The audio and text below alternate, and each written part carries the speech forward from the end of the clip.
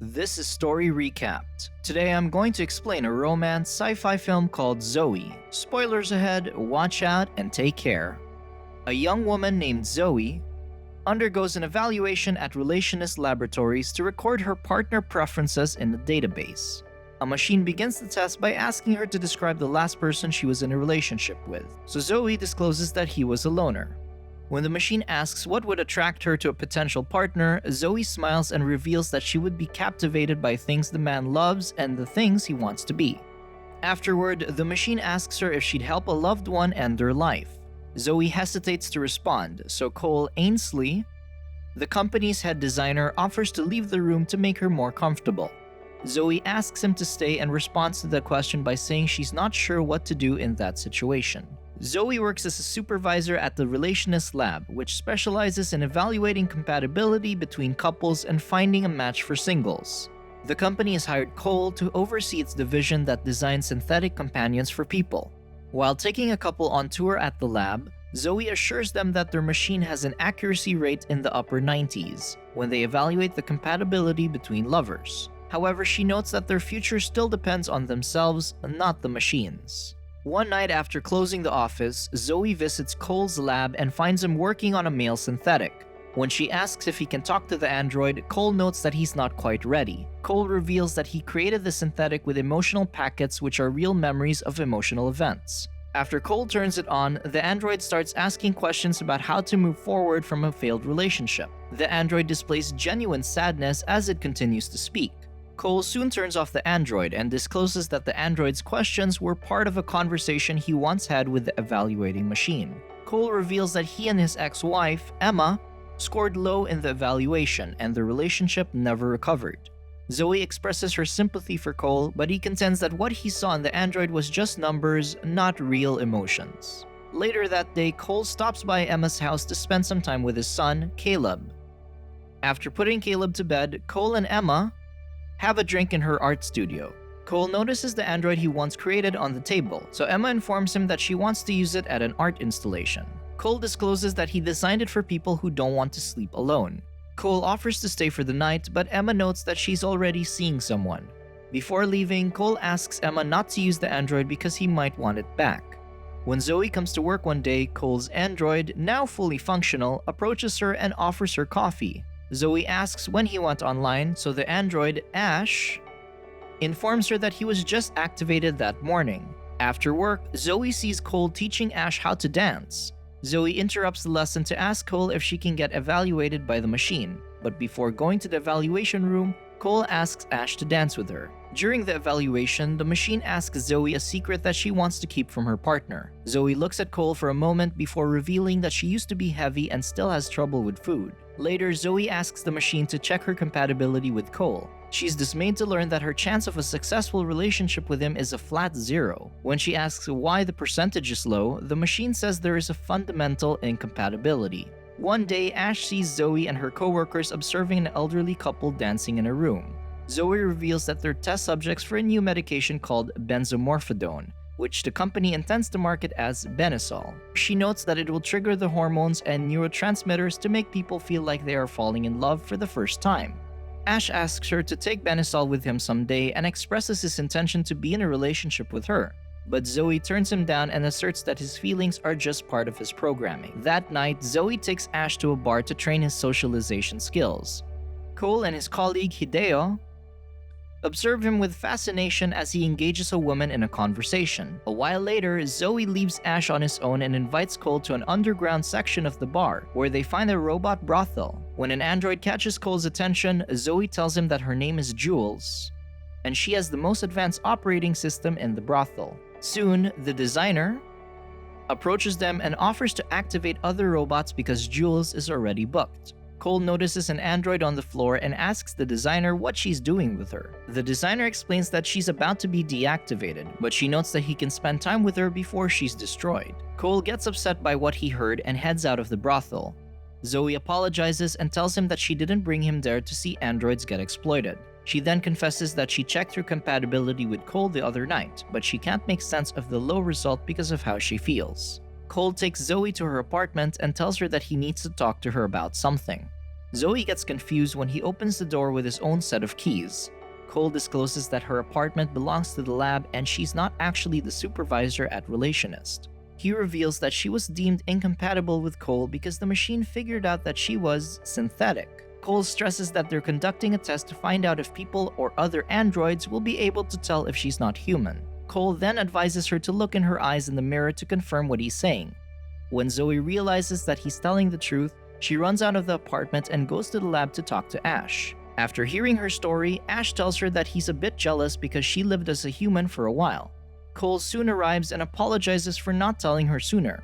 Zoe asks if she was designed to have feelings for him, so Cole explains that it wasn't the case. He notes that she only has tendencies to fall in love like most people. Zoe expresses her dismay that she never actually did the things in her memory, so Cole takes her to the neighborhood implanted in her memory. As she recalls her teenage years, Cole assures her that the memories are real regardless of how she stores them. Afterward, the pair spend some time at the university to talk about what she remembers about school. At the library, Zoe asks about the person who owns the memories in her system.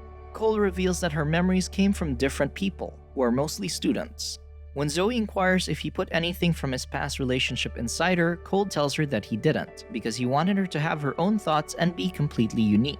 When Zoe asks whether he thinks about her, Cole discloses that he does, but he can't unsee what she was when he created her. Zoe starts to think that no one will love her because she's not real. She feels like crying, but she realizes that there are no tears flowing from her eyes. Cole apologizes as he explains that she wasn't designed to shed tears because they didn't know how her emotional life would turn out. Cole and Hideo take Ash and Zoe to an android convention to see if people will detect if they're synthetics. After a while, Ash goes on the stage to tell people that it is now possible for people to have a relationship with synthetics. People seem skeptical because they only see synthetics as machines that perform menial tasks, so Ash reveals that he's a synthetic capable of feeling pain, telling jokes, and sensing what other people are feeling. Ash looks at Zoe as he tells the audience that he'll never break their heart nor leave them because he's designed to love in ways that humans can't. Later, Zoe and Cole head to an interactive room that translates sounds into images on a screen. After playing with the interactive system, they stare at each other longingly and kiss. They end up in Cole's bed together, but Cole wants to wait a bit more before getting more intimate, so Zoe just sleeps in his arms. Cole soon introduces Zoe to Emma and Caleb. Zoe gets along with the boy, but he doesn't know she's an android. Cole worries that Caleb might freak out if he finds out, but Emma assures him that he won't because he seems to like her. One night, Zoe puts a pillow under her shirt and looks at the mirror to see what she'd look like if she were pregnant. Later, she goes to the robot brothel to see Jules. The designer realizes that she's a synthetic and offers her a job at her brothel. She argues that her creator has done a great injustice to her because he gave her aspirations that she can never achieve. When Jules comes out to meet her, Zoe asks her what happens in her sessions and notes that the man she's with hasn't been physically intimate with her yet. Jules reveals that many of her clients don't want to make love with her. She notes that some just come to talk to her while others come to seek forgiveness. Jules believes that she might end up on the street soon because her skin is wearing out, so Zoe offers to help her and gives her the address to Relationist. Before she can take it, the designer calls her to spend time with a client. Zoe and Cole spend the next few weeks together like a real couple. One day, they both take off from work to spend some time alone in a cabin. After a swim in the lake, Zoe asks him if their time together is not just part of a test, so Cole assures her that it's real. As they make love, Zoe tells Cole that she's unsure what to do even though she has memories, so Cole tells her not to worry and allow it to happen. When Zoe returns to the office, Ash confesses that he's hurt to see her with someone else. Zoe comforts him by noting that there are different kinds of love and they can still love each other as friends.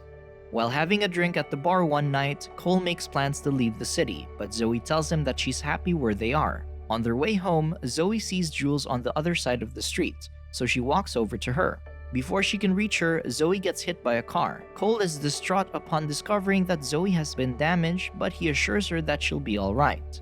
While repairing Zoe at the lab, he informs her that he needs to perform a partial shutdown. Zoe asks what will happen to their relationship, but Cole can't answer her. As Cole searches for parts, Ash tells her not to be too hard on Cole because there will always be a line between humans and synthetics. When Cole returns, he assures Zoe that she'll feel like nothing happened to her when she's repaired. but he still refuses to answer her question about the relationship. Soon after being repaired, Zoe starts working at the office again, but her relationship with Cole falls apart. When Cole visits Emma, he tells her that he can't seem to get past the notion that Zoe is made of a few lines of code. Emma advises him to get over it, but Cole stresses that he doesn't know how because he created her. While Zoe is at a cafe with Ash, she notices a couple who seems totally captivated by each other. Ash informs her that they're strangers who hooked up and took Benasol. Cole soon resigns and returns to the office for the last time to get his things. He tries to talk to Zoe for closure, but she tells him she has already moved on. She asks if it was part of her programming to move on quickly, but Cole assures her that it's not. When Zoe goes to a bar, a man suddenly approaches her and asks her if she's crushing. Zoe doesn't understand the term, so he explains that he thought she's there for a meetup. As they get to know each other, Cole enters the bar and sees Zoe holding the man's hand. After a moment, Zoe and the man leave the bar together. Cole follows them and winds up at an apartment where he finds several couples crushing Benasol and mixing it in their drink. Soon, Cole finds Zoe and her date inside a room after drinking Benasol. The man asks Zoe if she feels something, but she notes that Benasol won't affect her because she's synthetic. Cole eventually leaves the apartment when Zoe and her date start making out. When Zoe hints that she loves someone else, the man assures her that she won't feel the same way in the next few hours. One night, Cole goes to the park and meets a woman who's there to find a crushing partner. They end up taking Benasol and spending a night of bliss, but they immediately part ways in the morning. Over the next few days, Zoe and Cole meet with random people at the park to fall in love under the influence of Benasol. Cole tells his partners that he fell in love with the synthetic, and he often felt that their feelings were real, but he couldn't help but see her as a machine. He notes that he wanted to forget what she was and accept her, but it never happened. While searching for another partner at the park, Cole comes across Zoe, so they go to a cafe to talk. When Cole asks her how she's doing, Zoe reveals that she stopped going to the lab. Zoe invites him to try crushing with her, but Cole declines because he can't feel anything anymore without Benasol. Zoe confesses that it doesn't work for her, but she does it because it makes her feel less alone. As soon as Zoe leaves the cafe, Cole stays behind to choke back his tears. One day, Ash sees Cole heading out of the lab after swiping some Benasol, so he warns him that he's not going to find what he's looking for in it.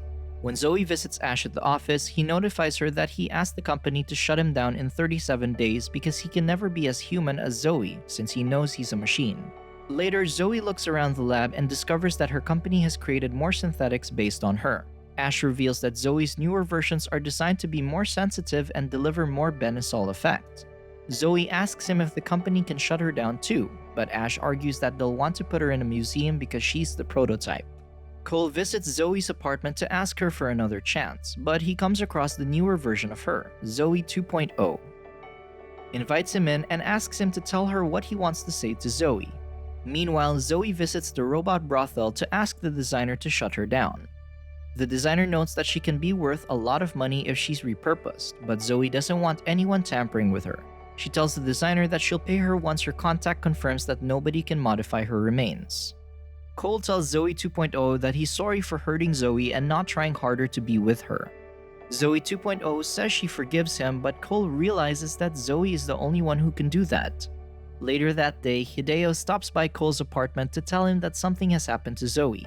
Hideo takes Cole to a house where he finds Zoe unconscious on the bed, while Ash, Jules, and other synthetics from the brothel watch over her.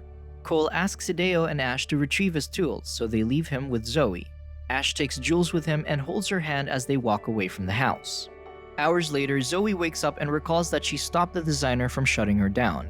Cole surmises she wanted to live when she reveals that something inside her didn't want her to go through with it.